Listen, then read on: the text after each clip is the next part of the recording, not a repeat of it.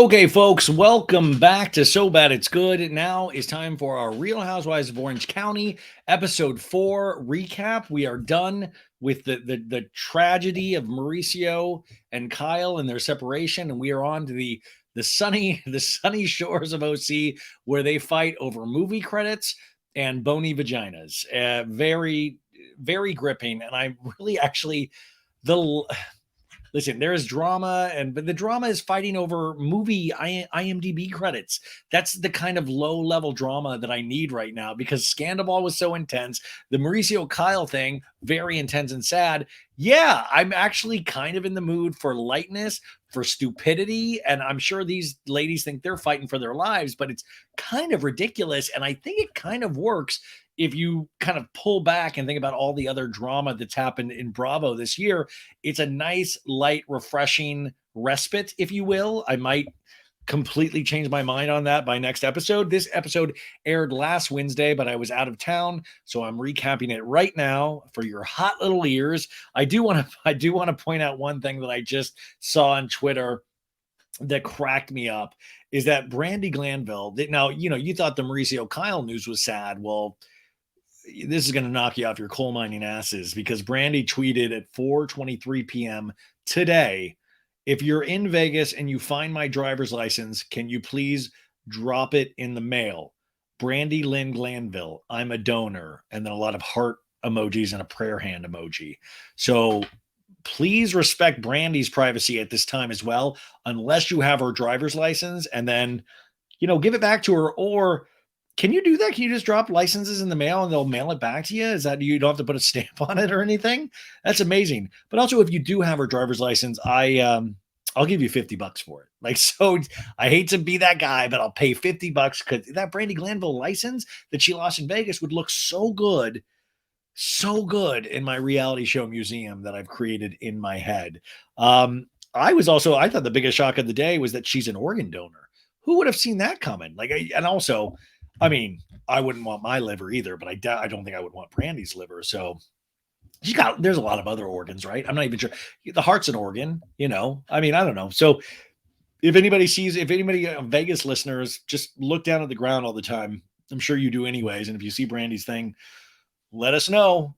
She's out there. That's a real tweet. The man, Brandi, like I don't have kids, but I imagine, I stay up night worrying about Brandi Glanville. That's what I imagine having a child is like. You just stay up and worry about them once they get to a certain age. I'm like that with Brandi Glanville. Okay, now back to Real Housewives of Orange County. The title of this episode 4, is called "You Can't DB Serious." DB. And I watched the entire episode 2 times. I took notes on it, and this is how thick I am. I was like, what does this title mean? You can't DB. Like DB, there was an actor named DB Sweeney. Is it DB Sweeney? I was like, no, he's not in this episode. And then I realized IMDb is the International Movie Database that they're fighting about, Taylor Armstrong and Heather Dubrow in this episode. And that's You Can't DB Serious.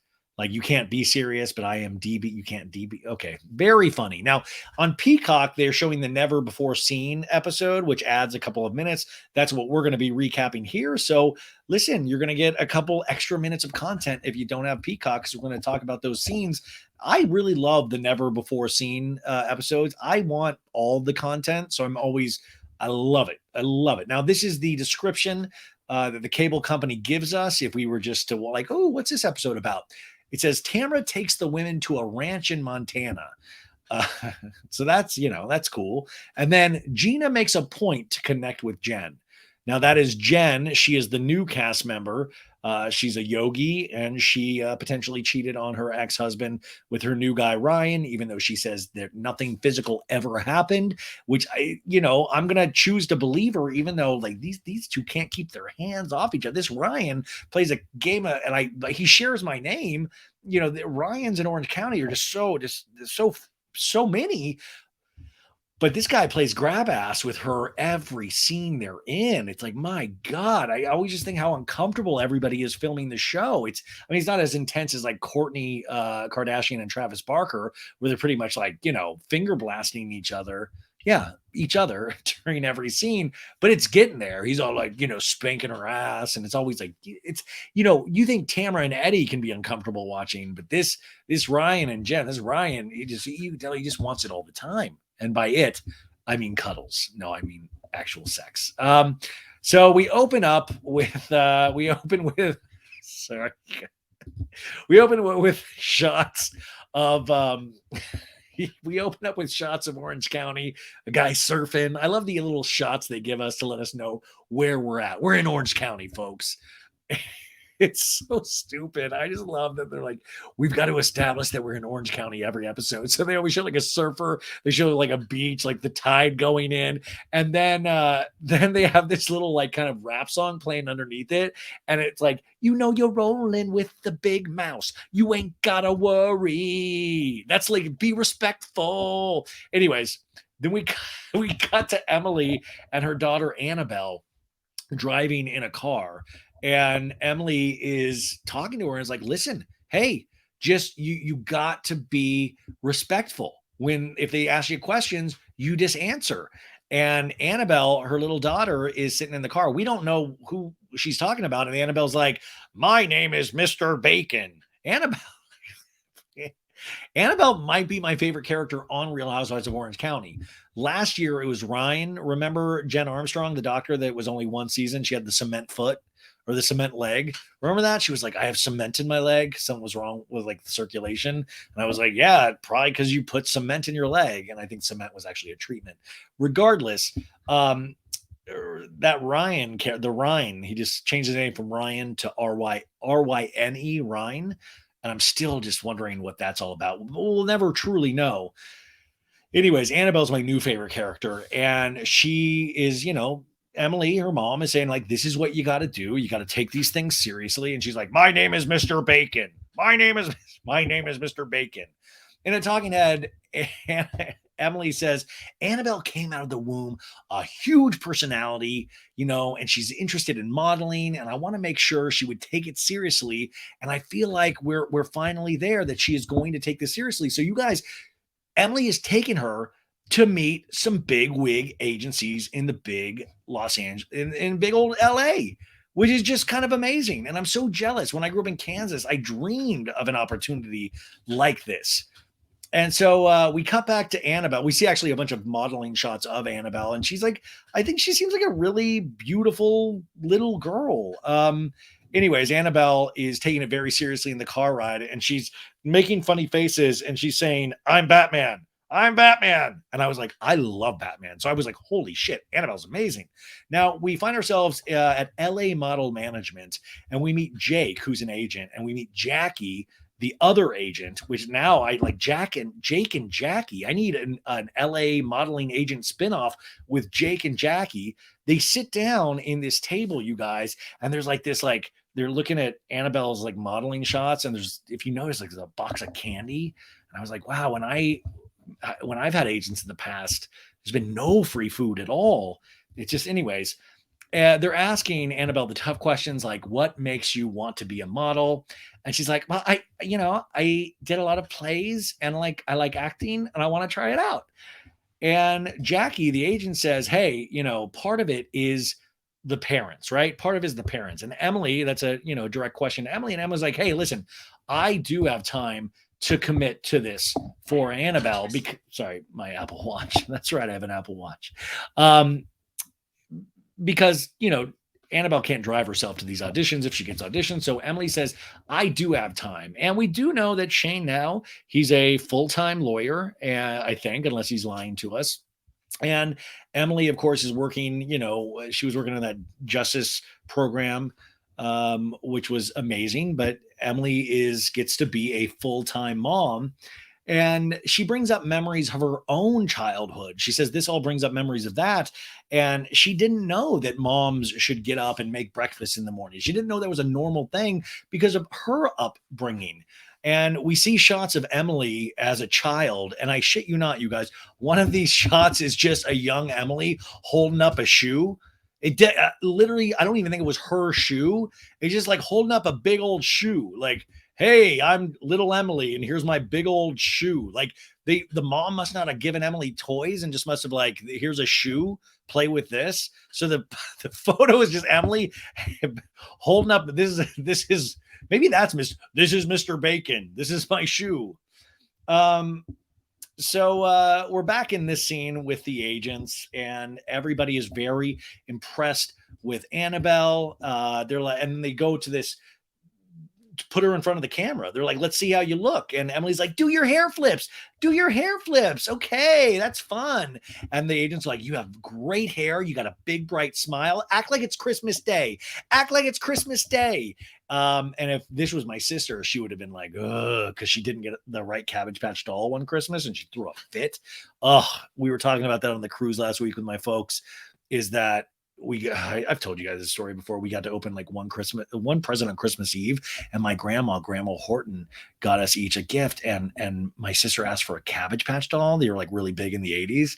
And we grew up in Kansas, and my grandma got my sister a Kansas City Royal, like with the Royals uniform Cabbage Patch doll. And this is Christmas Eve, and my sister lost her shit because that was not the type of Cabbage Patch doll she wanted. And you guys, I had never seen my dad so mad. I've actually seen my dad more mad, but as a kid, I'd never seen my dad. And I remember trying to bribe my sister. I was like, I'll give you $1 if you fucking put a smile on your face. My God, you're going to ruin. Santa's not going to come tonight if you pull this shit right now. But I was like, my dad later told me, like, my dad, like for Christmas, he got like a pair of socks. He was like Emily. He got like a boot, it's like, here, Bill, here's your boot. So anyways, they're like, act like it's Christmas. And then they're like, act like your mom said to clean up your room. And I was like, oh, act like your dad's trying to be a lawyer. And then Jackie's like, this is very nice. We're going to be in touch with you. We're going to be in touch. So obviously, I think she's nailed it. I think they're going to represent her, of course. I think it would be funny if Annabelle turns out to be a more successful actor than Heather Dubrow and Taylor Armstrong combined. I would love if at the end of the season, Annabelle's actually doing like big budget Steven Spielberg movies. But Emily says she's trying to give her kids a better life, and that every parent kind of has the goal to do better than their parents did before. And she said in her case, it isn't that hard. That's right, you guys, we cut to Boot Barn. Yeehaw! Boot Barn. It's going to be good when there's a Boot Barn involved. And Tamara walks into the old Boot Barn. She's all yippee-ki-yay. She's got like a cowboy hat on. She's like, I'm looking for some Western clothes because we're going to a dude ranch in Montana. Because remember, Tamara is taking everybody to this dude ranch. It's a big cast trip. It's going to be very exciting. And this scene she is doing with the new cast member, Jen. And it is fun to watch new housewives on these shows because they're getting comfortable with the camera, and you can tell sometimes they're a little nervous still. So you can only imagine, like any job, you hope you're doing good. So I would imagine at this point, Jen's like, are they going to keep me? Am I doing well in my scenes? Like nobody could probably prepare you to be on a reality show. Anyways, Jen lets us know that it is hot as hell outside. Each one of these ladies comes in looking very dewy. It must be very hot in an OC when they filmed that. And, Jen is talking about her dude Ryan and saying like, yeah, I told him we were going to a dude ranch. And he was like, dude, what do you mean going to a dude ranch? We're dudes. And Tamara's like, Eddie said the same thing, which leads me to believe every man in Orange County has a horrible sense of humor. So they're talking about a dude ranch. These guys, their first joke is, what do you mean dude ranch? There's going to be a lot of dudes there? I thought I was your dude. Anyways, Tamara's like, no, it's going to be fun. We're going to ride. We're going to cook on an open fire. And Tamara lets us know in a talking head that she loves to go camping, you guys. Tamara is a wilderness lady. She loves the dirt. She loves the dirt. Cool. She's hoping that the girls will enjoy this because sometimes these girls, they don't like to get down and dirty. We also see a lot of photos during this montage of Tamara riding a big old, a bicycle. And by the way, now at this point, we cut to Heather Dubrow. She walks in It looks like a very similar outfit to what Elvis wore later in his life in Vegas with like the white jumpsuit with spangles. All she's missing is the big old white scarf, but she comes into the boot barn, folks, and she's carrying a bottle of Veuve Clicquot. Like, I would never pull that shit at a Target. Like, I don't walk into Target with a bottle of like, Stoli and go, let's shop. Woo! Like, are you allowed to bring in bottles of alcohol at the boot barn? What is the boot barn's policy? I wish it's like 11 o'clock at night. Otherwise, I would call the boot barn. Maybe we should leave a message at the boot barn and go, what's your policy on me bringing full bottles of alcohol during the day while other customers are shopping? They literally popped a bottle of champagne at the boot barn. Like, I feel like I should contact whoever gives out liquor licenses in Orange County and say they're literally serving alcohol at the boot barn, you guys. But also the amount, like, I know it's part of Heather Dubrow's like bit as a housewife is like the amount of champagne, but sometimes I feel like she's trying to get rid of she's like overstocked on champagne, so she's bringing it everywhere. Like, I feel like she's like, if like there's like trash men coming, she just gives out bottles of Veuve. Like on Halloween, like if people are coming, looking for candy, she's just giving out bottles of Veuve to the kids, and she's like, only take one. Anyways, we at this point cut to there's dueling shopping scenes. We cut to Gina and Emily. They're at this vintage Western store, and Shannon walks into this as well. And Shannon always walks in, like, Shannon always looks like she's 10 seconds away from either being really happy or literally about to lose her shit. She's always just like, wow, how funky is this? How funky, like, just she's so tightly wound. We cut to 1 week earlier where Shannon says that she was looking for chaps. She's like, I'm looking for chaps. I'm looking for chaps. And Shannon now back in this scene, I don't know why they flash back to that. Shannon in this scene, she's trying on like overalls and stuff. And Shannon's like, I hope they have Oshkosh Bagosh. I was waiting for Shannon to ask for, like, I hope they have Wrangler jeans. Do these look good on my womanly curves? Like, I always think Shannon's about to cry. But anyways, Shannon at this point comes out in overalls, and she has like one of the little buckles undone. Remember Crisscross, those two little kid rappers from the 90s, and they always wore their overalls backwards. And I remember being in, was it junior high? And I remember wanting to get a pair of overalls just so I could wear them backwards. And then my mom finally got me a pair of overalls, but they weren't like good overall. And I just looked stupid as hell. Like, by the way, it doesn't matter that they were good. Even if they were good overalls, I would have looked stupid as hell. But also it's just funny to look at Shannon in overalls for some reason. I have zero feeling when I don't know. It's great. Anyways, Gina is like, I'm the most excited to dress like a cowgirl. I don't consider myself a nature girl, and I hope no one else does either. Thank you, Gina. Thank you. We cut back to the other girls shopping at the boot barn, just getting lit on their Veuve Clicquot. And Jen says, is it hard to be married to a plastic surgeon, to Heather? And Heather's like, oh, he's blind. It's fun. And I'm like, what? Are you saying Terry's blind? Terry's a blind plastic surgeon? Like, really scared me. And I was like, doesn't he do botched? Is he not able to see how botched some of these people are because he's blind? Anyways, Tamara's like, I would be there. I would be in there all the time if that was my husband. I'm sure. Like, if I had a plastic surgeon, if I was dating somebody that was a plastic surgeon, it would be hard not to be like, what do you think I should have done? Like, wouldn't that be like the thing if you were like super rich, that you would say, hey, just like, I trust, if you're good, I trust you. Just do what will make me look good. Like, if you could really just like, do you ever think about that? Like, how much money it would take to make yourself look amazing? Like, I sometimes think about that. Like, no offense to God and what he created, real bang up job, which I think, God, more personality in my case. But I sometimes do wonder if I had an unlimited budget, what I would have done. I mean, if I do ever talk to Terry Dubrow on this show, I think I would do a full body shot, and I'd be like, Terry, what are we looking at for me? What are we doing? What are we doing to me? And how much is that going to cost me? That would be a great interview, actually. So we're getting into this conversation with all of the ladies. We cut back to the other vintage clothing store, and Gina's like, these are actually really cute, these leather pants. And then Emily tells Shannon, hey, I saw you and Tamara hug at the Cut Fitness closing party the other night. And Shannon's like, well, Tamara just can't say I'm sorry, and that's it. She just can't do that. In a talking head, Shannon, who looks very beautiful in her talking head, says, in the past, I would brush things under the rug, but I'm not gonna brush it. I'm not gonna brush it anymore. Do you see what I'm saying? Just always, every line is tension filled.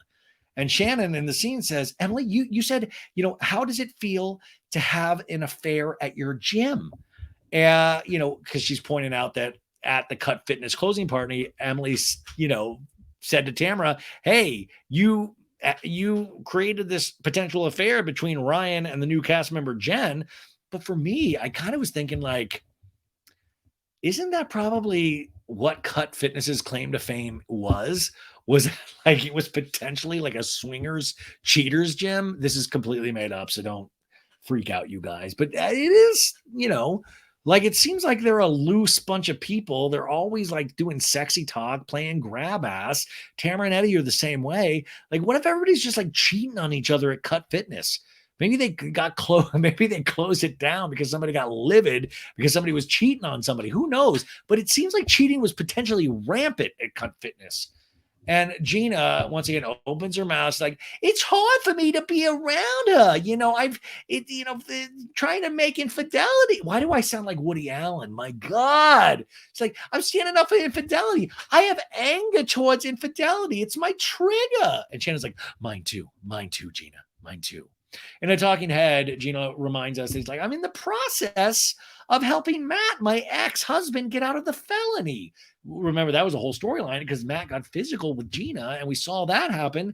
And we get this clip of, I don't know why they show us this clip of her kind of talking with Matt about helping him get out of this felony, which is just so dark.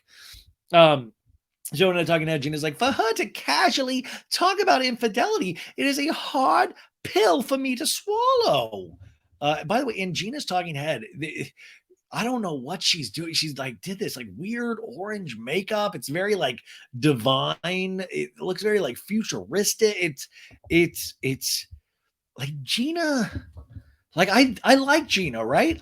We've talked about this before. I like Gina a lot, but I feel like Gina was told like she's got to like step it up. So Gina took that note as to mean I'm going to really harp on a minute thing with Jen and try to make it about me, kind of like Rinna used to do, or Kyle did a little bit.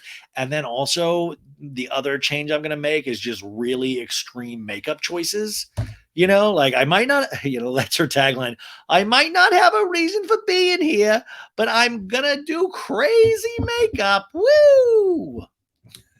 we cut back to Jen at the boot barn, and Jen is sharing with the ladies more about her relationship with Ryan. And she was saying, well, listen, I was still in the relationship with my husband at the time, Will. We were still trying to work out things. And did I have a physical relationship with Ryan? No, but I was having an I was having an emotional affair. I definitely was having an emotional affair. So she's kind of saying that they would be in the same house, her and her ex-husband, but she'd be in a separate bedroom just texting with Ryan. And Heather says, it's not like you cheated because you were in an open relationship. And Jen's like, no. I would love to say that, but no, it's not true. I had not been physical, but yeah, I was in that different room texting him all night long. And then Tamara's like, did he show you his wiener? Did he show you his wiener? And Jen's like, no, but he was really weird about that actually. And Heather goes, do people really do that? Do people really send dick pics? I do like the amount. I was trying to think about this in terms of like Tamara, she's so fun and vibrant, but she's always had the same sense of humor. A lot of her humor is like dick and poo poo and pee pee and vajayjay and all this stuff. And as you get older, like I think she thinks she's potentially being cutting edge, and it just it's like, ooh, we're talking about dick pics, like, ooh, taboo. And I think us reality show view, like dick pics are so common. I don't mean in sending them. I mean, maybe I do mean that, but in terms of a topic of discussion, dick pics are talked about all the time. So there's nothing like, it's like, yeah, this isn't that crazy of a conversation, where I think Tamara sometimes thinks she's like bringing up something taboo, and it's just not really. And then Tamara's like, if I want to see Eddie's junk, I just roll over and take a look at it. Which then leads me to believe Eddie just sleeps in the butt ass nude all the time. Just imagine that. Just Eddie, he's all nude. He's got a huge muff down there that he has. Just doesn't trim. It's just big old Eddie muff. Big old Eddie muff. And then Heather goes, can you imagine Terry sending me a dick pic? He just sends cat memes, which is just amazing. Because Terry Dubrow, could you imagine getting a dick pic from Terry Dubrow? Like I couldn't even possibly fathom what that, like, hey, you like this? TD. That's what you did. When he sends dick pics, he just puts TD, his initials, but instead it makes way more sense that Terry Dubrow just sends cat memes. But I bet he sends it. He's like, take a look at this pussy. And then it's cat memes. Jen says, for the first time in my life, I know me and Will, my ex-husband, that we were never for each other. We were never right. But Ryan and I are so connected. We talk 2,000 times a day. We go places together. We go to concerts. Also, this is a 2-year-old relationship. It's easy to say those things about these, like, we were just talking about Mauricio and Kyle, 27 years. Being with somebody that long, it takes on a different form. Now, let's see in 10 years if Jen and Ryan are the same time. But we go to places, we go to concerts. And also, if you are in a long-term relationship and then switch to a new relationship, you go to a concert, you feel like you're having the time of your life because it's so new and different. They ask, does he talk about getting married? And, Jen's like, yeah, but it's a little weird because of Ryan's past. And Heather's like, did he kill someone? And then Tamara's like, he killed a couple marriages. And then Heather's like, is he a cheater? And Jen's like, yeah. Like, I thought you would like shy away from it. Like this is why I kind of potentially believe maybe they didn't physically hook up, because just flat out admits on national television that this guy's a big cheater. Like, yeah, that was his thing. Loves football and cheating. Yeah, big cheater. And then Heather's like, has he been faithful to you? And Jen's like, well, yeah, I think so. And Tamara's like, but he had a reputation. Which I'm like, I imagine that happened at Cut Fitness. This guy was banging his way through Cut Fitness. And Heather then says, like, was it like a Ross and Rachel? Because Tamara then says, well, it even happened with them, and they actually ended up going on a break. And Heather Dubrow's like, it was like Ross and Rachel from Friends. You were on a break. Tamara in a talking head goes, the girl Ryan slept with on the break, it's like he had slept with her before. And Heather says, well, when people tell you who they are, you need to listen. I do love that Heather Dubrow seems to know everything about everything. It's like, you tell her like cheating. I'll tell you a story about cheating. I'll tell you a story about if people show you who they are, you've got to listen. Here's a bottle of champagne. So she's basically saying, listen, this guy's a cheater. He's probably always going to be a cheater. And I would imagine for this dude, that probably is a hard habit to break. We'll see. I don't know if this comes up later in the season. It seems like this is potentially going to be a storyline of some sort. And Tamara's like, if you're a known cheater, you're not going to change. By the way, Tamara says that in a talking head, not to Jen's face. But Jen's like, hey, guys, we're having a blast. We are having the time of our lives. We're just in such a good place right now. And then Tamara goes, just listen, just have sex. And if it works out, good. Yeah, like Tamara's always, just 69, you guys, just 69. Just do butt stuff. It's great. We cut to more beach shots of Orange County. And now we're at Jen and Ryan's house. And this is something OC and a lot of reality shows do. We get a shot of the foyer, but then we hear voiceovers. And Jen's like, that's the spot. Can you warm it up? And he's like, yeah, I can warm it up, baby. You want it from behind? So we're supposed to think that these guys are penetrating and having like butt sex, all sorts of crazy stuff. And then you guys, we get up to the room and he's just got one of those massagers. He's just massaging her. He's not putting his penis in her. That's what we were led to believe by these dirty, dirty producers of this show. But no, he's actually just has a massage gun, but they're making it sound like sex. And but the massage gun is in her anus. No, no, it isn't. And then she's like, do the other side, Ryan. And he's like, oh, roll over. And she's like, Ryan, stop. The other side of my back. And then in a talking head, Jen very seriously goes, I love the way Ryan and I live our lives. I love the way he loves me. I like when girls say, I love the way he loves. I love the way he loves me. Oh, how he loves me. Oh, he loves me. Oh, the way he makes me feel the love. The producer in the talking head asked Jen, how was the sex? And she's like, it's amazing. Are you kidding me? Which that's another thing. If she was in a long-term relationship, it probably wasn't fireworks anymore. So this new guy, Ryan, comes in, the cheating stallion of Cut Fitness. He knows how to lay it down. When it probably did happen, she probably was just like, holy shit, probably doing weird positions that she'd never even heard of, never even read about. Like she had never even heard the Kama Sutra. It probably just blew her mind. And that's, anyways, they're talking about the old Montana trip. And Ryan's like, what's up in Montana? And she's like, well, Tamara's going to take us. And this is only the second girls trip I've ever taken. Tamara was talking about the stigma of you dating everyone, Ryan, in the OC. And, listen, I don't feel like we have a lot of cracks, but I worry about that. People, I don't want to be the product of another failed relationship, she tells Ryan. And Ryan's like, hey, I don't either, babe, but we're only 2 years in this and it only keeps just getting better and better. And Jen's like, for me too, Ryan, for me too. For me too. And our talking head, Jen goes, my relationship with Ryan, it checks all the boxes. And for the whole world to think that I left my marriage to just fucking backseats in every corner of the world, nothing could be farther from the truth, which I just think means like they just fucked in a bed. Oh, man, I think I just swallowed a bug. I think they just, they didn't sneak around, but you get that, is that she doesn't want the world to think that this is just purely a sexual relationship she left her marriage for.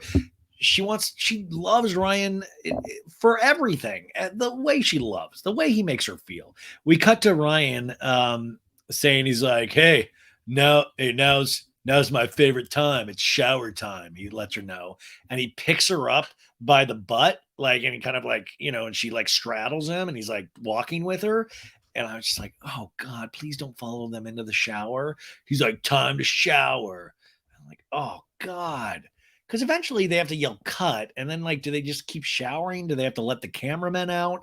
Like, how does that work? At this point, we cut to Heather's museum. Oh, I'm sorry. I mean, her home, which is huge. It's a huge sprawling place. And Miss Heather is talking with her team. She has like 2 assistants in there, and guys, they're having the time. They're having such a tough time because they have to pack for the big Montana trip. And she's like, we're going to be dirty. We're going to be sweaty. Do I need shit kickers? Do I need them? And they're like, what are you talking about, girl? And Heather's like, fly fishing. Don't you need rubber boots? And Heather gets to bring out her Chanel rubber boots. It's like, God, stop being Carrot Top here with the prop comedy. Like, yes, show off your Chanel boots. And they're all like, Heather, you're so crazy, girl. Oh my God, no, you can't wear that. Also, she's wearing a purple cowboy hat, just like Mauricio in that picture in Aspen. I just imagine poor Prince is just rolling in his grave. It's like, purple does not deserve this kind of stuff. And also, just because you're going to Montana doesn't mean you start wearing cowboy hats a week before you go, Heather. In a talking head, Heather lets us know she's salt of the earth. She's like, full disclosure, I don't wear jeans much anymore since the pandemic. Free the denim. Am I right? Am I right, ladies? Terry comes in and scrubs, which that's another weird thing for me. Like, Terry is such a professional surgeon, he's just always like, does he just run around and scrub? Like I always, Terry either comes in and scrubs or he's like has that like intense like jean and fitted leather jacket that he always wears. And I sometimes wear like, did Terry literally come from the doctor's office or does he just, the scrubs do look cozy, comfy cozy. Is that is just like house clothes? Like I wear basketball shorts. Terry just wears scrubs everywhere. And Heather's like, Terry, I want to show you something. And she takes Terry through the museum mansion. And they, after 7 minutes, arrive at Nick's room, their son. And he's gone. That's right. He ran away. No, he went to college.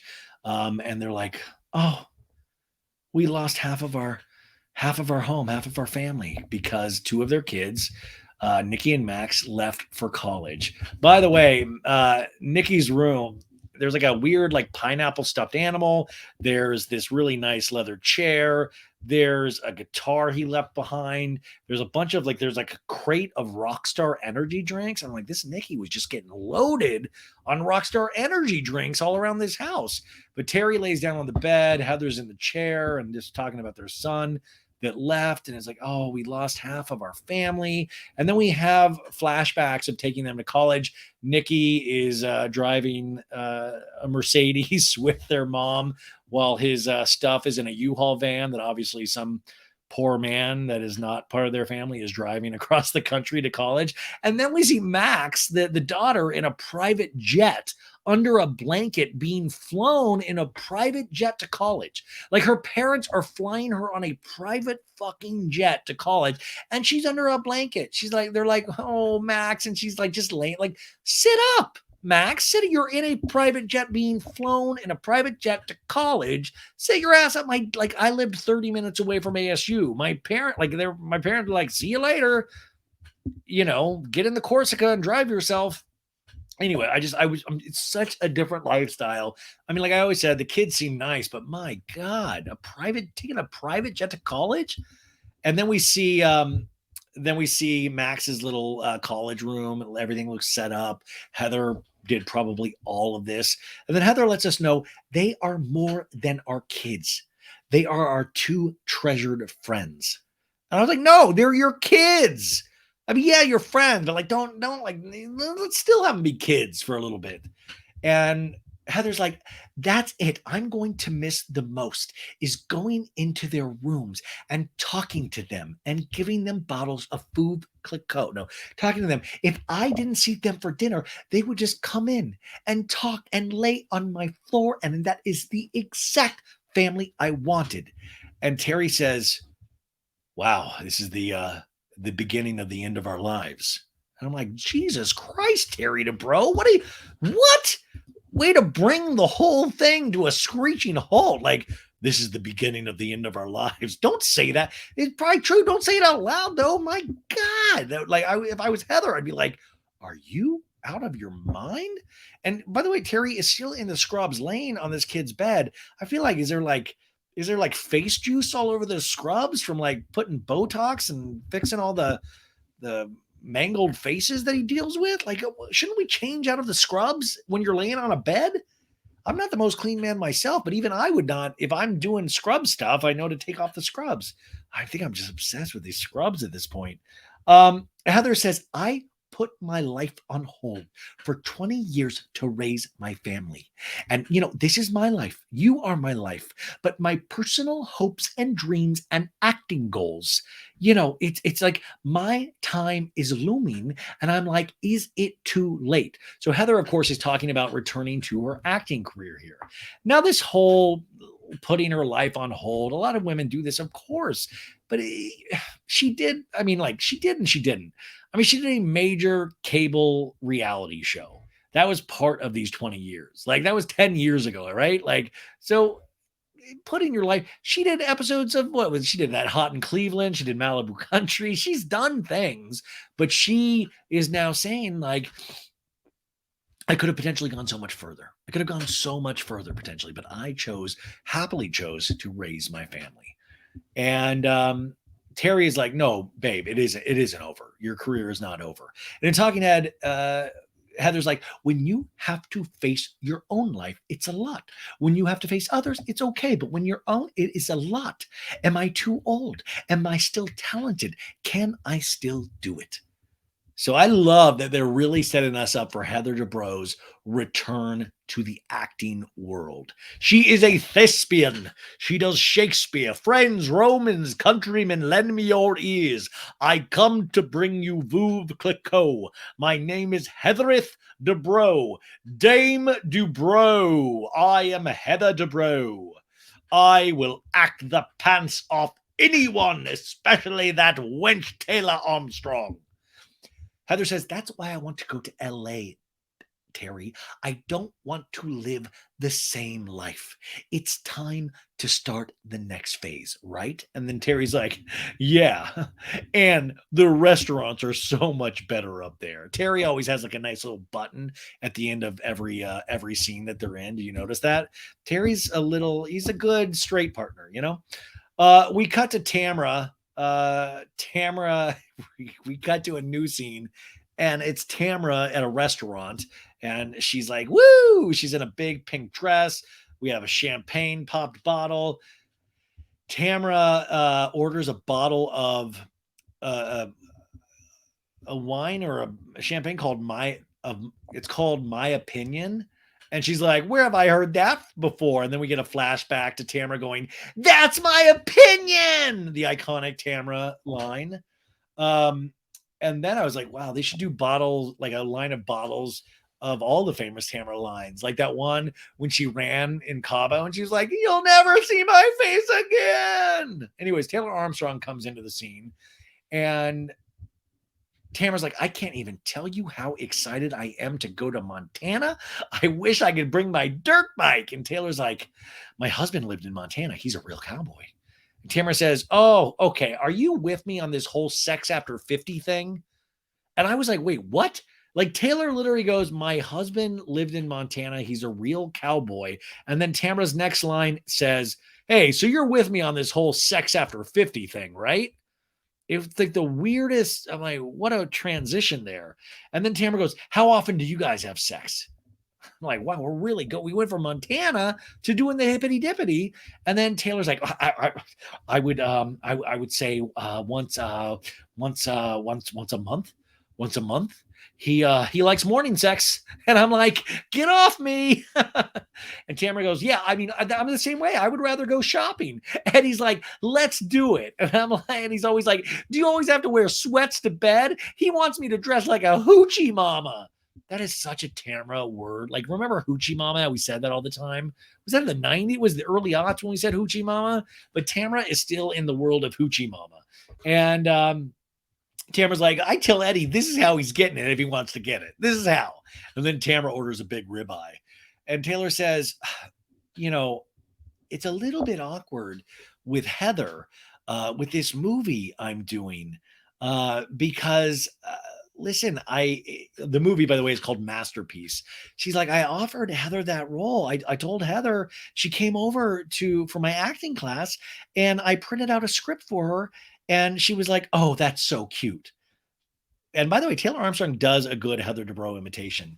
And she does like the little pat on the head. Oh, that's so good. You're so sweet. You're so sweet. And then Taylor goes, well, then I started joking about it because I felt insecure. And I said, you are going to come to Oklahoma and you're going to do this role. Tamara in the talking head says, Heather does have a way of talking to you that like kind of makes you feel belittled. That, by the way, is Heather Dubrow. Like Heather, that is part of her, is like she does kind of will champion you and belittle you at the same time. I will say, though, as opposed to last season when the casting was a little off in terms of all the women, because you had Noella, Jen Armstrong were the two newbies. And then you had, what was that girl that only lasted a couple of episodes because she had sued Terry? Remember that? What was her name? And she had dated Kid Rock back in the day. Man, Kid Rock really. Wow, what a lineup. Because Kid Rock also dated Diana Jenkins from Beverly Hills. I am Diana Jenkins. You want to do a villain? Well, here I am. She was not there at all, very long at all. but I think the casting this season, I think it works. I think the dynamic of these ladies, I think Heather Dubrow actually fits in, not her belittling thing. I think it actually fits in better with this group of ladies than it did last season. It was so wild because you had Heather Dubrow coming back and then you had Noella on the other side, just two batshit. It was just very, but this so far is kind of working. Am I wrong in that? I think it is working. Taylor's like, she left the script on the table. She left the masterpiece script on the table when she left. And we get a flashback of Heather going, I'm leaving the script in case you need to read it with someone else. You have an extra copy. And a talking head, Taylor says, it's my first movie role and I'm nervous. And now she's acting like it's just poo-poo. She's acting like it's a poo-poo movie role. And and then Taylor now talks to Tamara and says, listen, I thought she had some big acting career. And I told the director she did. And he said, look up her IMDb, the International Movie Database. And, we looked it up and it was like, so. And then he said, the production company wants a casting tape from Taylor after I pulled up her IMDb. When I pulled it up and Tamara, they pull it up at the table and Tamara's like, okay, well, she did A Stark Raving Mad, which was an NBC sitcom, you guys, in 1999. Okay, A Hot in Cleveland. Okay. And Tamara goes, oh, Malibu Country. I remember that one. And we flash back to that season where Gretchen had got a call too. We had Jesus Jugs in that one getting offered. And Tamara's like, I got offered a part two. So they're like kind of looking at her IMDb. And I like that Taylor, by the way, is wearing these wacky Elton John reading glasses. Did you see how huge those glasses were on his face? I was like, are you about to go on like a motorcycle ride? It's wild. The food comes at this point. I don't know why I need to tell you that, but anyways, Tamara's like, well, she hasn't reached out to you about the movie. Well, I think you should just talk to her. I love how insecure Taylor is with this. And I also love, listen, everybody has to start somewhere. And if you're trying to act, everybody starts somewhere. I did so many shitty parts. I did so many student films. I did so many, it's just part of the whole bit. Now, Heather, Heather has worked. Heather isn't like they compare to Judi Dench. Heather is not that, but Heather has had an acting career before she met Terry and the family and lived in a huge museum mansion. She had a really, really decent career by LA standards. She just did. She worked. Most people in LA that are trying to be actors, 99.5% of them don't have careers. Only 0.5, and I'm talking even small roles, you put in that 0.5. There are so minimal little acting roles, but Taylor, yeah, these movies aren't great. They're not. And Taylor might not even be aware of that, and Taylor might not even care, but then it seems like she cares very much, but you kind of got to swallow your pride and just because it gets you tape. It gets you tape, and then you can potentially get better auditions. I don't know, but these aren't I looked up the director for this movie, you guys, because Taylor retweeted him and something, and the poor guy had like 200 followers, and I think he worked out of Cleveland. I'll have to do that at another point, but everybody starts somewhere, right? Everybody starts somewhere, but there is a difference. Heather doesn't need to be as condescending about it, but there is definitely a difference between Heather's career and Taylor's career, as there should be.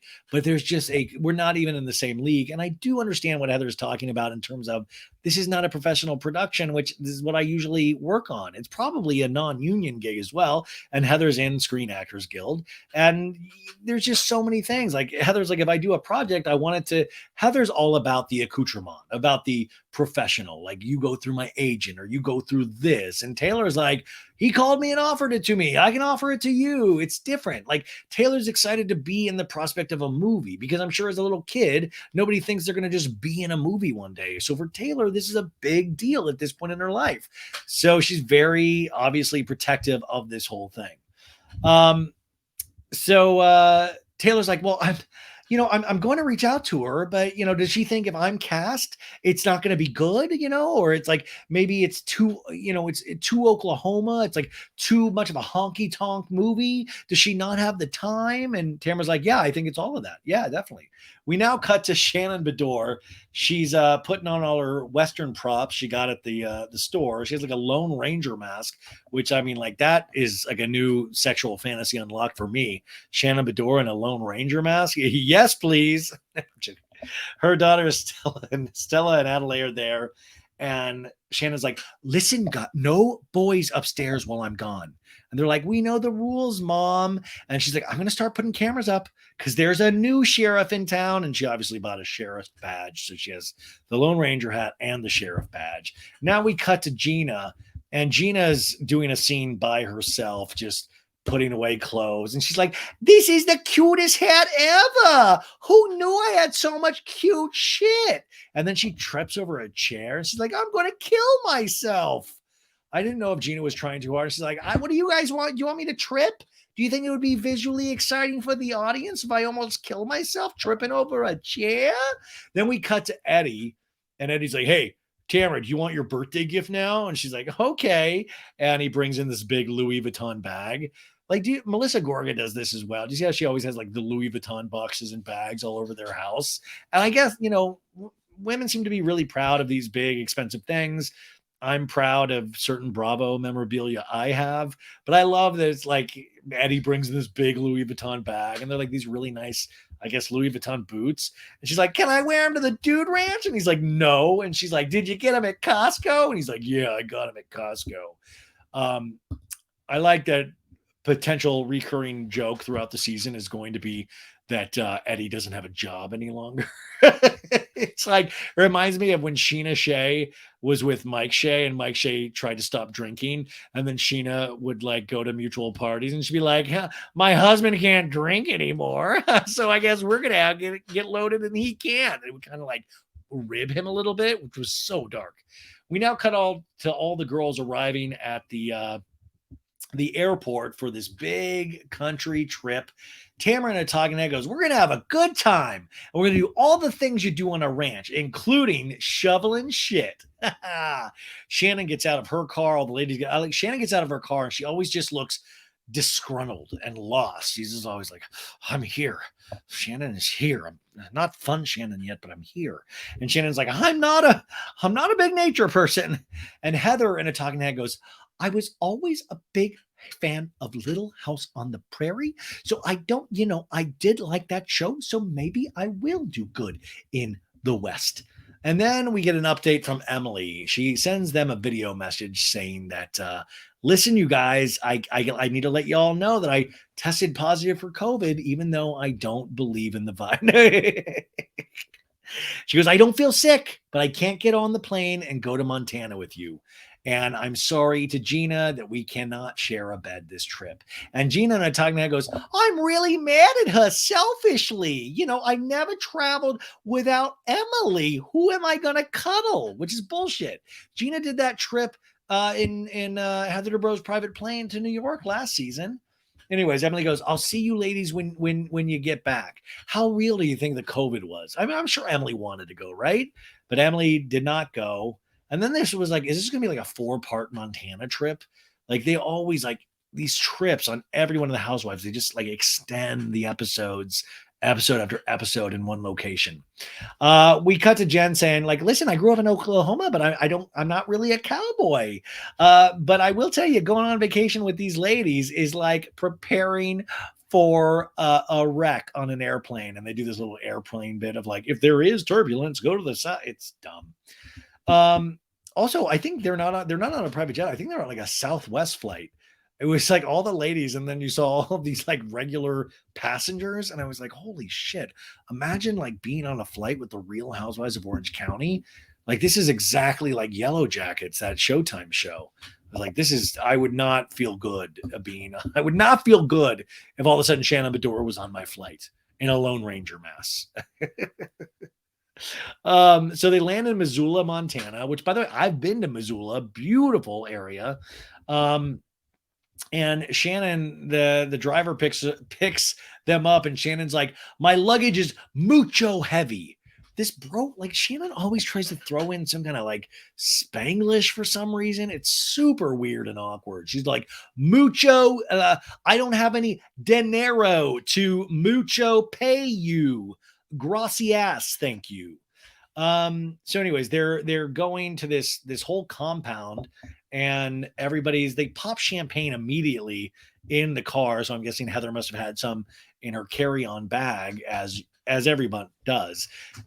And listen, I said this last week because they had Tamara's son Ryan, who looks like he stepped right out of Yellowstone. All of a sudden, he's now taking on a cowboy exterior. But this whole episode is like, wow, it's like Yellowstone. It looks like Yellowstone. It's just very funny. I'm like, I know the popularity of Yellowstone. Was this playing into this at all? The driver says, we got elk, we got moose, we got bears, we got a pond with koi fish. I'm going to take you first to the bunkhouse. Certain ladies are going to shack up there, and then other ladies are going to be up in the villa. And Heather's like, I feel like I'm not a villa. No, Heather goes, I feel like I'm a villa person. And we go to the bunkhouse, and Taylor's like, it's so charming. Oh, bunk beds. How cute. And by the way, can you imagine Heather Dubrow in a bunk bed? Unless it's made out of gold. No way. Maybe Taylor can get into character for her movie in this area. We see there's a big chandelier that's like just loaded with guns. It's like a gun chandelier. And Taylor pulls one of the guns out of the chandelier. And they're doing some fun gun humor, as you do. And Taylor goes, that's the last thing I need, a New Yorker with a gun. Because now Gina has one in her hands. Like, I tripped over a chair in the last scene. What if I accidentally shoot somebody with a chandelier gun? Do you think that would be good, producers? Would you keep me for another season? And then Shannon in the smaller bunkhouse area sees the kitchen. And she's like, this is too small to cook. This is too small to cook. Which I was like, I don't think anybody's asking Shannon to cook on vacation. Maybe that's going to be a scene coming up. But Shannon's like, who cares if the kitchen is too small to cook? Gina's like, I'm choosing to stay in the bunkhouse with Jen so I can get over my negative feelings about her and her big cheating lifestyle. And also, this sounds ridiculous. It sounds like the producer said you have to stay with Jen. They're like, Gina, you can be on the cast, but you got to stay in the bunkhouse. Fine, I'll do it. You also got to stay with Jen, who you said you don't like because of the infidelity. It's okay. Yeah, we'll shack up in the bunkhouse. Yeah. Shannon is still wandering around this kitchen going, it's too small. It's too small. Now, the other ladies head to the villa, and they're all teasing Shannon. And Shannon like, this is like high school. I just can't take it. And verbiage on the screen pops up, Montana day 1. Jen calls Ryan from the bunkhouse, and Ryan answers sans blouse without a shirt. And Jen's like, where's your shirt? And she's like, well, I'm just working out. And then Jen's like, I hear there's a mechanical bull here. And then Ryan goes, get your practice on, which you know what that means. He's talking about fucking you guys. He's talking about mechanical. He's like, get your... So ridiculous. We cut to the villa, and the villa is much nicer than the bunkhouse. The amount of cowboy hats that all these women are wearing and brought, it's overwhelming. I would even think if you're on the TV show Yellowstone, they'd be like, let's chill with the hats. We understand where we're at. It's you can wear a baseball cap. If you need a hat, you don't. The amount of cowboy hats, it's yeehaw central. By the way, Shannon looks at this kitchen and she's like, very nice. They have a griddle. Okay, they have a griddle. Okay. In a talking head, Shannon lets us know there is sad Shannon, there is fun Shannon, and vacation Shannon. And Tamara goes, I'm doing whatever I can to make Shannon happy this trip. I want to make Montana good for her. It's going to bring us back together and make us remember how good of friends we are. And this Tamara thing is funny. So she came in with a definite plan to kind of throw some shit at Shannon's way, make up, and now they can be friends again. Like, I think just Tamara knew she was going to come in hot with Shannon as her big entrance, and now they're going to settle back into the friendship.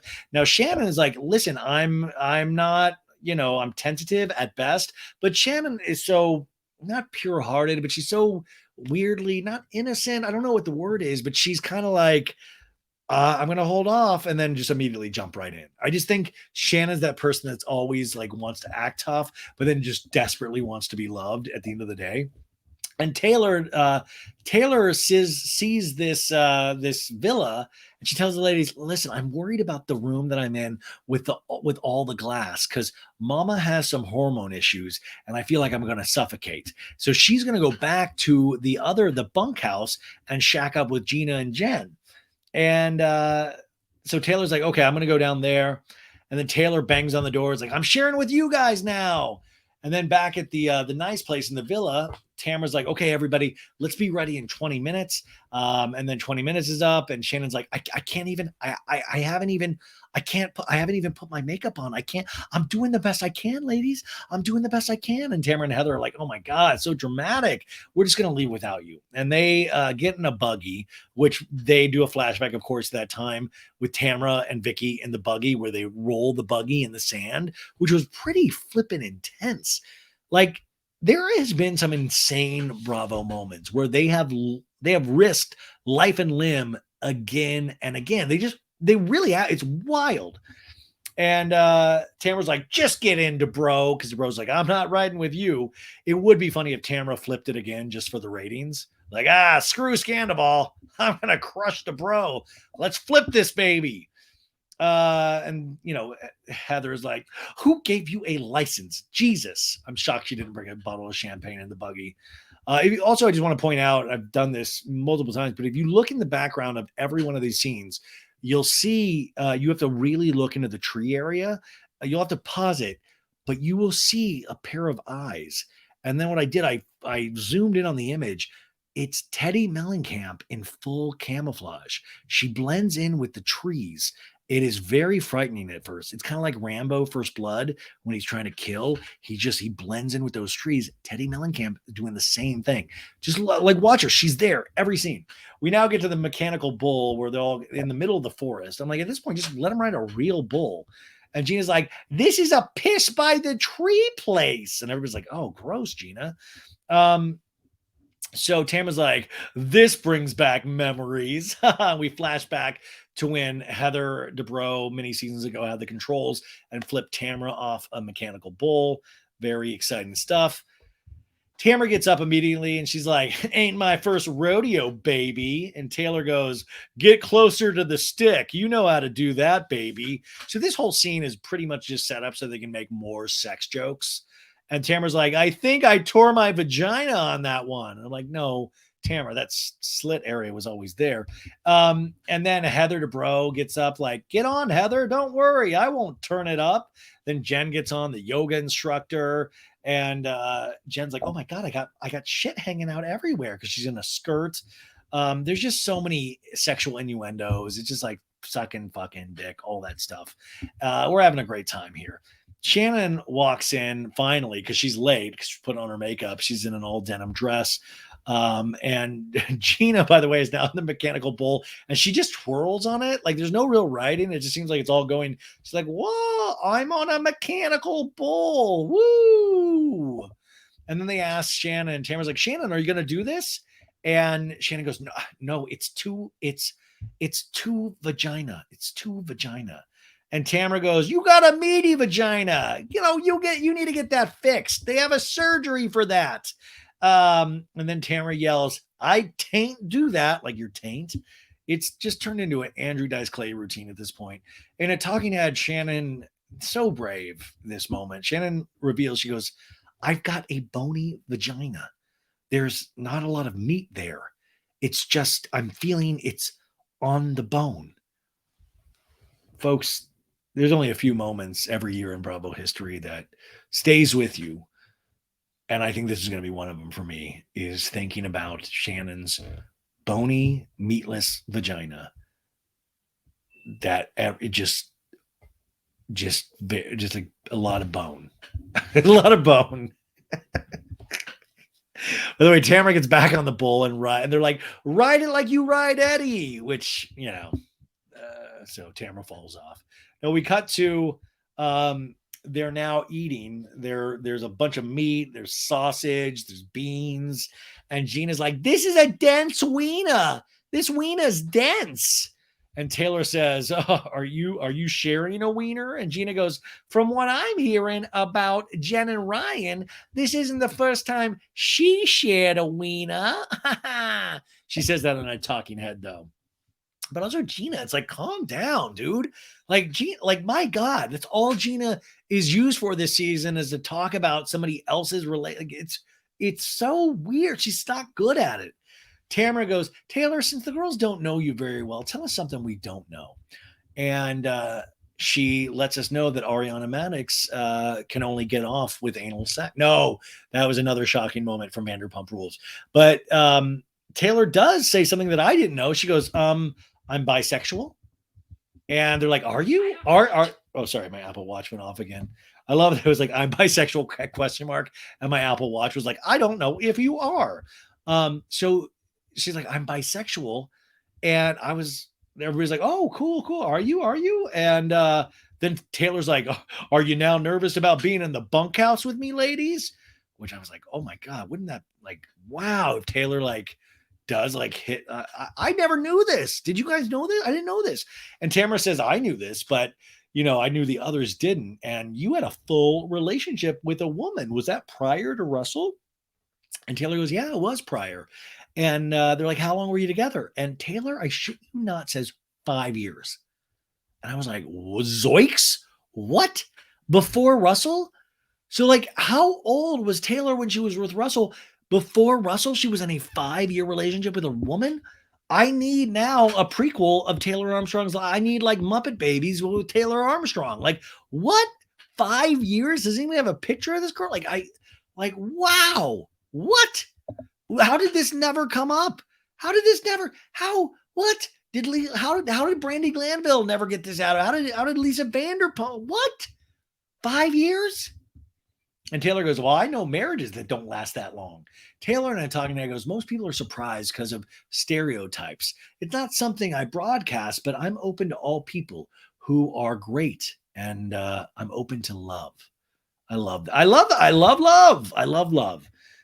Jen opens up about her deep dark secret, and that was that she was a flight attendant, and she met her husband Will her ex-husband Will as a flight attendant on the flight. He was in economy. He was studying to be a lawyer, in a long distance relationship. Then she came to California with him, and Gina is like, I'm super interested in this, And Gina goes, I need more of this part of Jen. I love that we can build a relationship off of this. Like, Gina, why? Nobody cares if you like Jen or not. Nobody needs you to have a relationship with Jen. Jen doesn't even need you to have a relationship. In Housewives, things like this, usually the new person is insecure that somebody like a cast member that's been there for a while doesn't like them. Jen does not. I don't even think Jen knows Gina's full name. She's like, I can build off this. Yeah. Okay. All right. Then Tamara lets us know in a never before seen part of this that she did a Ouija board once with Ryan's father before they had Ryan. And the Ouija board said that somebody was going to have a baby, and they asked who. And the Ouija board said Tamara, and she was pregnant. And they had no clue until the Ouija. And by the way, that's why if anybody ever is curious if they're pregnant, don't do a pregnancy test. Pull out a Ouija board. That is usually going to be really that's going to totally nail it every time. More so than one of those stupid pregnancy tests. And then Shannon's deep dark secret. She's like, I had a UTI from hell last week. It was a huge surprise. So now we're starting to get fun Shannon right here. Cause, and then I was just like, oh my God, a UTI on that bony vagina. It's like pain on top of pain. And Tamara goes, I asked everybody for something deep inside, but not that deep. Shannon goes, I got to make a call. The person that was supposed to watch the kids didn't show up. And, I gotta make a call. And they're like, well, why don't you just call John Jansen? I'm John Jansen, your boyfriend, John Jansen. And she's like, I can't. It's just weird. I can't call John. And so Shannon just wanders off in the woods to make this supposed call. And Tamara says, well, they've been together a long time. I'm surprised that she can't reach out to him to go watch the girls. And Heather goes, well, maybe that Shannon isn't all in on this relationship. And Shannon and I talking, and I goes, I was just making up something to leave the table because I've got to bring the fun. And I was like, oh no, is Shannon going to dress as a bear and just sneak out of the woods and scare? But Shannon's such a goof that she'd probably dress like a bear, and she would have the dumb luck that an actual bear would be in the woods as well. And then that bear would like attack the Shannon bear and then like hook up with the Shannon bear. Like it would be, she's like, could you imagine Shannon dressed as a bear? Oh, Shannon bear. Anyways, they talk about Tamara and Shannon's relationship while Shannon's not there. And Tamara says, it's, no resolution. There's going to be no resolution to what happened in the past. We have to move on. And it's like, no shit, Tamara. You should have known that 3 episodes ago. And Gina goes, Shannon, where are you? Are you okay? And then we hear a wolf howl. And all of a sudden we go to the saloon area. There's like a whole saloon area, which is nice. And Shannon left to not dress up like a bear. She left to dress up like a whore, like an old time whore. Just an old time rootin' tootin', like, the stockings and like, howdy, partner, And remember that Real Housewives of Dallas episode, the last season of Dallas before they canceled it, where they did dress up like bears when they did their little woods episodes?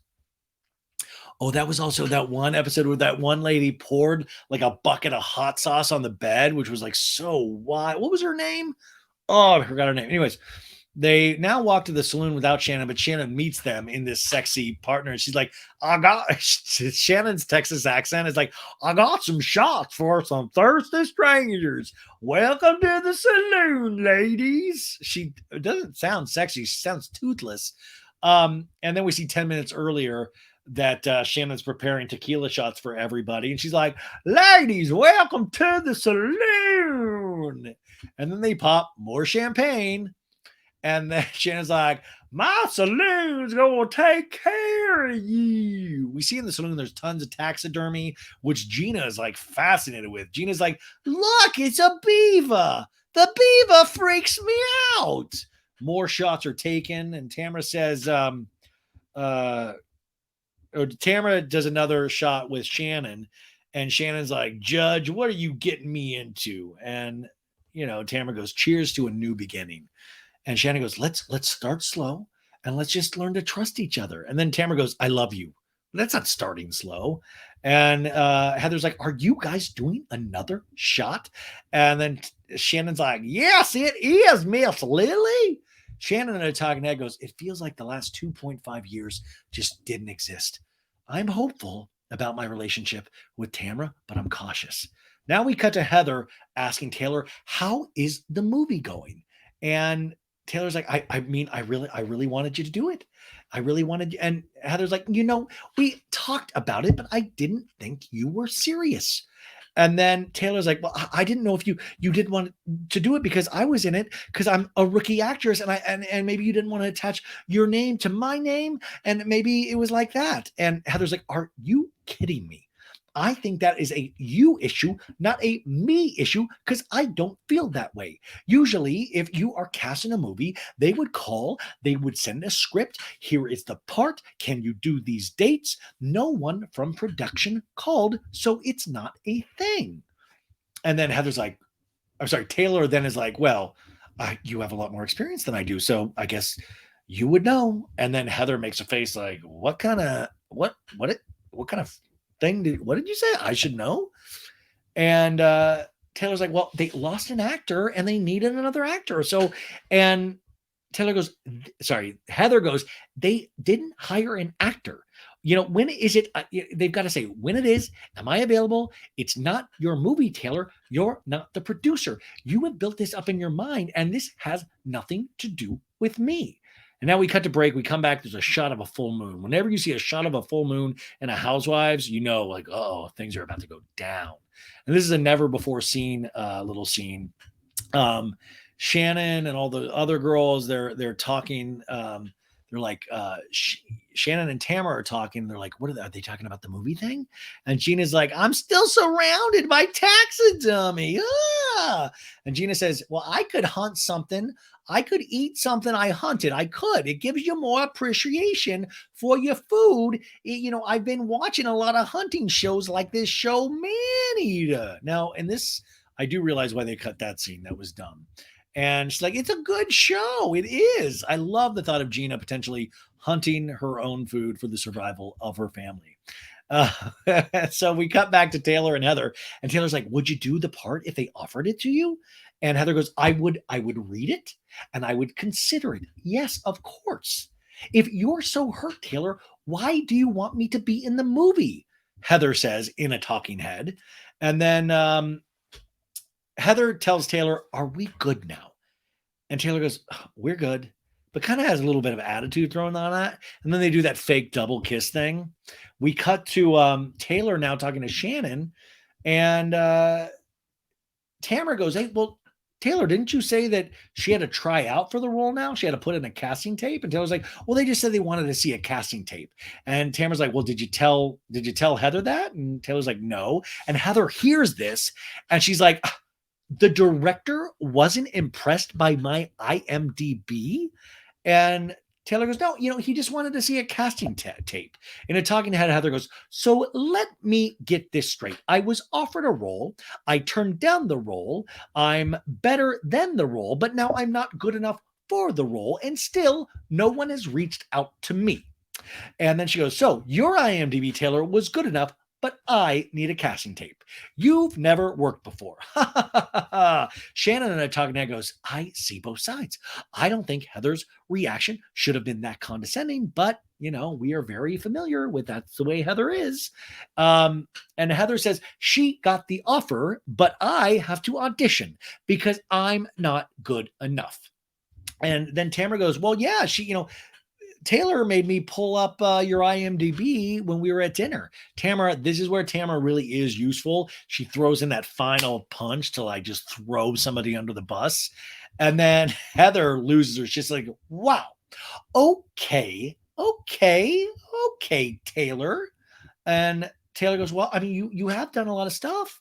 And then Heather goes, "Well, what's funny is when we were at the airport to go to Montana, I ran into Diane Ruggiero, and she was one of the producers on the sitcom I worked at with actor Paul Sorvino, Mira Sorvino's dad." And they're like, "Yeah, yeah." And then Taylor goes, "Yeah, that was 22 episodes, right? Yeah, yeah, that was a good run." And then Heather's like, "Why are you saying it like that?" And Taylor goes, "Well, it's a long run. 22 episodes, it's not that long. It's probably got like half of a season, right? Or like it probably was one season of a sitcom, which is still good, but it's not. So Taylor is kind of being condescending back. And Gina and I talking head goes, "This is absurd. She acts like she's so offended. She hasn't been in a movie yet." And then Heather acts like she's got her Oscars taken away from her like she's Judy fucking Dench. That's Gina's best line of the entire hour. And then Heather goes, "But that sounds very punitive, Taylor. Like, I mean, it's just very punitive how you just talk to me." And then Taylor's like, "No, I just thought with your pedigree and everything that you've done, that the producers would be super excited." And Heather's like, "That's very rude how you said that with my pedigree." And in a talking head, Heather's like, "With my pedigree, am I a dog?"